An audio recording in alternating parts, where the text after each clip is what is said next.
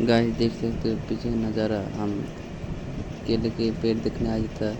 तो देखो केले के पेड़ देख रहे हम लोग। देखो हम लोग केले के पेड़ पीछे नज़ारा देख सकते हो।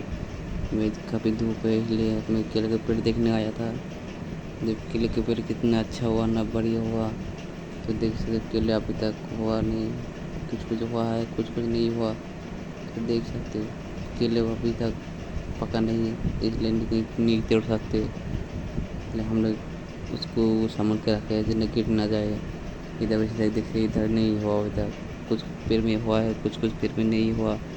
तो देख सकते हो एक बार इसमें देखो केले पक धरे हैं, गिर ना जाए इसलिए केले पेड़ को हम संभाल के रखा है जो गिर ना जाए। तो देख ही सकते हैं। और इधर हम घर जा रहे हैं तो इससे पीछे नज़ारा देखो। तो देख सकते हो इधर में पानी दे केले के पेड़ में। तो देख सकते हो पीछे का नज़ारा। तो गाइस वीडियो अच्छा लगा तो प्लीज़ लाइक सब्सक्राइब। मिलते हैं नेक्स्ट वीडियो के साथ। Tata bye bye.